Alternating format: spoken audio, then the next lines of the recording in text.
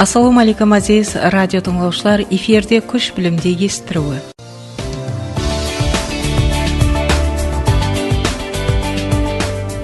Mamlakatimiz rivojlanуының ең ahmetli tekarg'i vazifalarning biri. Барлық тараулардың rivojlanуының ajralmas буыны болған bilimlendiruді сапа жағынан жетілдіру болып табылады.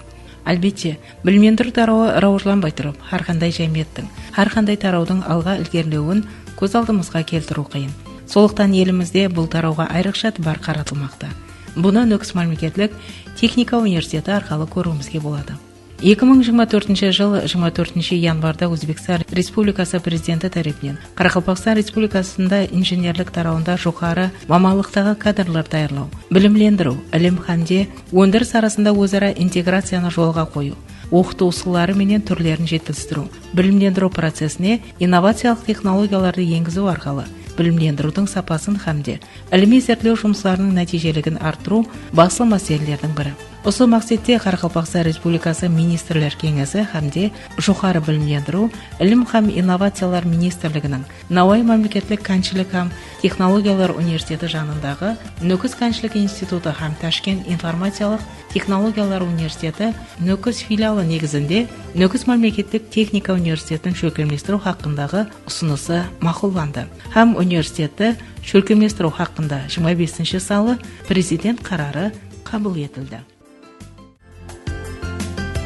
Бүгінгі күнде Нөкіс мемлекеттік техника университетінде санат, техника, технология, инженерлік тараулары үшін жоғарғы мағлұматлы қанекелер һәм іліми педагог кадрларды даярлау, қайта даярлау һәм олардың мамандығын арттыру, заманауи білім, іліми һәм IT лабораториялары базасын жарыту, оларды ең алдыңғы технологиялармен тәмелеу бағдарында бірқатар жұмыстар алып барылмақта. Университетте 300-ге жақын профессор оқытушылар болып, олар компьютер ілімлері, телекоммуникация инженеринг, инженерлік технологиялар һәм экономикасы, кәншілік һәм энергетика факультетлерінде оқып білім алып отырған жастарға білім һәмде тәрбие беріп келеді. Бұл білімлендіру дәргайында студент жастар үшін барлық қолайлы шарттар жаратылған. Профессор оқытушылардың өз үстілерінде жұмыс істеп, тез-тезден тәжірибелер арттырып баруы, жастардың өздері таңлаған кәсібінің маманы болып шығу үшін имканият жаратып бермекте. Сондай ұстаз оқытушылардың бірі механика инженерлігі кафедрасының доценті Бердібай Сапаров өзінің іліми һәмде педагогикалық жұмыстары хақында айтып береді. Tekargı kәншілік машиналарының динамикасы һәм олардың бекемлігі арқылы осы машиналардың мұқияттылығын арттыру бойынша болып есептелінеді. Енді бұл машиналардың теkargıсы механикалық көзқарастан оларға тәсір етуші күштер басқа сыртқы орталықтың тәсірін есепке алған halda соларды есептеу жұмыстарын алып барамыз. Бұл бойынша бірқанша іліми халықаралық баспалардан өзіміздің Қарақалпақстан іліми журналдарында бұл бойынша бірнеше мақалалар жарияланған, яғни қатты денелері, яғни техникалардың әсіресе кәншілік машиналарының динамикасы бойынша жұмыстар алып бардық. Бұл бойынша халықаралық конференцияларда Россияның, Қытай Республикасының баспаларында көп қана мақалалармен қатынастық. Өзіміздің Өзбекстанда да шөлкемлестірілген осы бойынша халықаралық конференцияларда өздеріміздің мақалаларымызбен қатынастық. Бұл іліми бағдарға студентлерім тартылған, ілімнің элементлерімен шұғылануға, сол ілімге кіруге үлкен бағдар беріліп барылады. Мысалы үшін Айтбай Ұзақбергенов, Ильяс Қанназаров һәм басқа да студенттер, мысалы үшін Айтбай деген студентіміз осы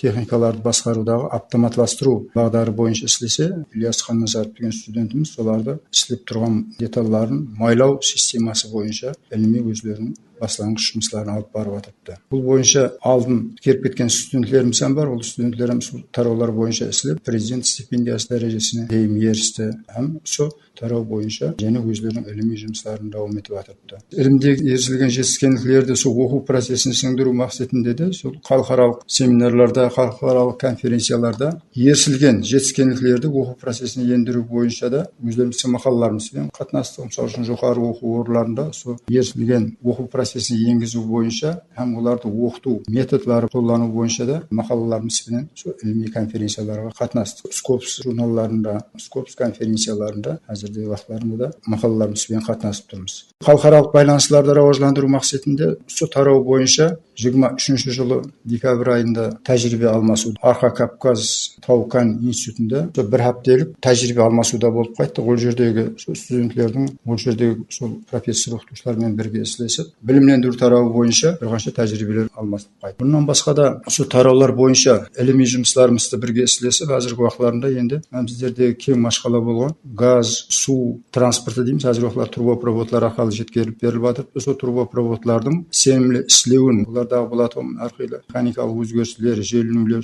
бойынша Арқа Кавказ институты профессор оқытушылармен бірге ilmiy жұмыстар алып барып жатырмыз. Табиғи ресурстарымызды пайдалану машқаларында да сол табиғи ресурстарымыздың соларды пайдаланатұғын машина механизмдерді тикарлы ресурстарымыздың тәсірі бойынша да көп нәрселер үйреніліп, бұл бойынша ilmiy жұмыстар алып барып жатыр. Таза техника университеті болып қайта көркемдестіру нәтижесінде бұл бағдар бойынша да жұмыстарымызды қайтадан давам еттіріп, кең көлемде алып барамыз деген ниеттеміз. Сол бойынша өндіріске істеп шығаруға білім тарауын, ілім тарауын интеграциялау бойынша кең әмели ләжларды жолға қоямыз деген үміттемін. Шынында да әрбір елдің бүгінгі тұрмысы, оның келешегі, білімдендіру тарауының қандай дәрежеде рауыжланғанлығы менен белгіленеді. Әсіресе профессор оқытушылардың ilmiy һәм педагогикалық жұмыстарын қоса алып баруы тек мемлекетіміз көлемінде ғана емес, ал сырт елдерге барып, тәжірибе арттырып баруы олардың дүния көлемінде бәсекелесе алатұғын жоғары потенциалы кадрларды жетілдіріп шығаруына толық мүмкіншіліктер ашып береді. Нүкіс мемлекеттік техника университетінің жас кадрларының бірі Ухтам Сейтмұратов жақында кіші ісбермелікті рауыжландыру тенденцияларының статистикалық зерттенулері деген темада экономика ілімдері бойынша философия докторы ilmiy дәрежесін табыслы жақлап шықты. Ол бұл ilmiy жұмысының экономика ілімі үшін ахметі хақында кеңірек айтып береді. 2014 жыл мен 2024 жыл аралығындағы Қарақалпақстан Республикасындағы ашылған, қызмет көрсетіп отырған кіші бизнес субъектілерін анализ қылдық. Қайсы тарау бойынша Қарақалпақстан Республикасында кіші бизнес субъектілерін ассақ, рауаждану болады. Қайсы тараулар бойынша біздерде қиылау, біз Қарақалпақстан шариғатында үйренулер нәтижесінде тикарынан біздер өзлерімізді Қарақалпақстанда қызмет көрсету тарауы бойынша кіші бизнес субъектілерін ашқанымыз мақұлырақ екендігі дәлелленіп шығылды. Біз статистик есептер арқылы бір көріп шыққанымызда, себебі біздерде істеп шығару сәл азлау болғаннан кейін Қарақалпақстанның жайласқан орталығынан келіп шығып, аграр тарауы бойынша да кіші бизнес субъектілерін ашсақ, көбірек Қарақалпақстанның рауажлануына көбірек үлесіміз қосқан боламыз. Зерттеулер нәтижесінде енді статистик мағлұматлардан айтып өтетін болсақ, 2024 жылдың декабрь айы жағдайына ұлыма Қарақалпақстан бойынша 36.048 кіші бизнес субъектілері ашылған һәмде қызмет көрсетіп тұрғанлары бұлар. Бүгін күн davamında да. Бүгін күнде кіші бизнес субъектілерін ашу не үшін керек дегенде, кіші бизнес субъектілерін ашудағы мақсат бюджеттегі пұлдың айланысын тезлестіру негізгі мақсатымыз. Басқа бір мекемелерді алатұғын болсақ, ол мекемелер аймай бір тұрыста салық төлеп барады. Кіші бизнес субъектілері айдан айға көбейеді бұлардың төлейтін салықтарының мұғдары. Процентлік қатынаста алынатын болғаннан кейін, олардың салығының мұғдары көп болып бара береді. Бұл Өзбекстанның бюджетінің рауажлануына көбірек үлес қосатұғын өзі кіші бизнес субъектілері. Екіншіден, халыққа керекті товарларды, халықтың мұқтаждығын қандыру үшін керек болатын товарларды кім алып береді біздерге іспілермелілер әкеп береді. Іспілермелілер, бизнесмелілер деп айтамыз. Солар алып береді. Мемлекеттің өзінің ішінде істеп шығаруда жоқ болған товарларымыз, өнімдеріміз сырт елден келтіруге мәжбүрміз біздер. Сырт елден алып келуге әммесіне де мемлекет енді 100% қатынаса алмайды. Соның есебінен біздер өздеріміздің жасап отырған орталығымызда еш нәрсеге мұқтаждық болмай, бүгінгі күнде өздеріңізден көріп отырсыздар, базарларымыз қандай толып тұрыпты әзір. Қалеген затыңызды қалеген базардан барып әзір сатып алып келе аласыз. Қален майда сантехника өнімі болсын, қален азық ауқатлық болсын, қален үлкен бытовой техника дейміз, техникаларымыз, машиналарымыз бар, автонелеріміз, электромашиналарымыз келіп алыпты міне бүгінгі күнде. Халыққа не керек болса, әммесі тұрыпты. Өзіміздің елімізде, өзлеріміздің базарымызда тұрыпты. Ашықшасына барып ала бересіз. Бұлардың артында іспілермелердің минеті тұрыпты. Соның есебінен бүгінгі күнде президентіміз адасмасам 38-ші қарар еді. Сол қарар бойынша жақында не алған видеоселекторында да айтып өтті.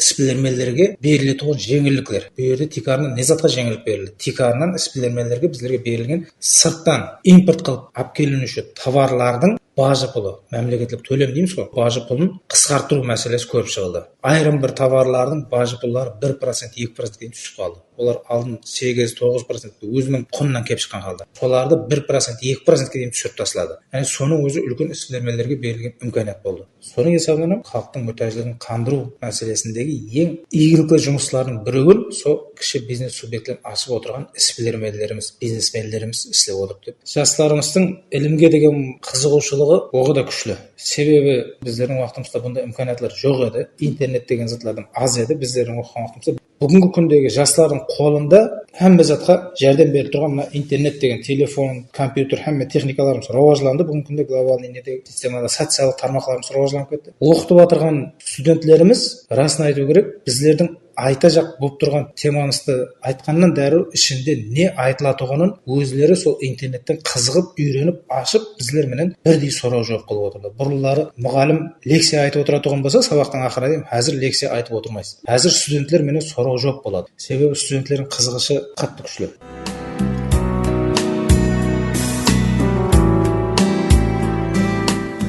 Әлбетте, ілім бақытқа жетелейді. Сондықтан Нүкіс мемлекеттік техника университетінде студент жастарға сапалы білім беру, оның нәтижелері бүгін анық көрініп жатыр.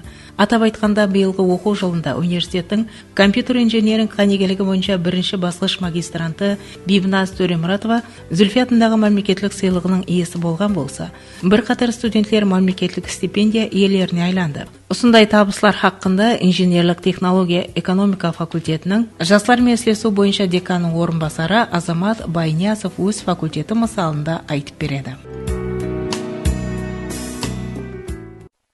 Біздің факультетімізде бір қанша жұмыслар әмелге асырылды. Атап айтатын болсақ, профессор оқытушыларымыз тарапынан студенттерге тиянақлы білімдер беріп келмекте. Жас профессор оқытушыларымыз ілми жұмысларын істеп, ілми дәрежелер алмақта. Қала берсе, осы жылы 4 студентіміз стипендиант дәрежесін алуға ерісті. Қала берсе, студент жастарымыз күнге шейін Қарақалпақстан Республикасында болып өткен жарыстарда орынларды алып келмекте. Атап айтатын болсақ, 2-ші курс студентіміз Байрамбай Өзбекстан Республикасы оқ ату спорт түрі бойынша бірінші орында алып келді. Қала берсе, біздің студент жастарымыз үшін бос уақытлар мазмұн өткеру үшін әрқилы дөңгелектеріміз шөкілместірілген. Бұл дөңгелектерді айтып өтетін болсақ, ілми дөңгелектеріміз бар. Қала берсе, Зивар аяқ ойын ансамбліміз, ондан кейін Алмаз КВН командаларымыз, аяқ ойын ансамбліміз бар. Зивар, бұл Зивар аяқ ойын ансамблім осы жылғы Қарақалпақстан Республикасында болып өткен бірқанша тәдбірлерде өздерінің аяқ ойларымен қатынасты. Біздердің факультетімізде студенттер арасында социал қорғауға мұқтаж студенттеріміз бар. Оларға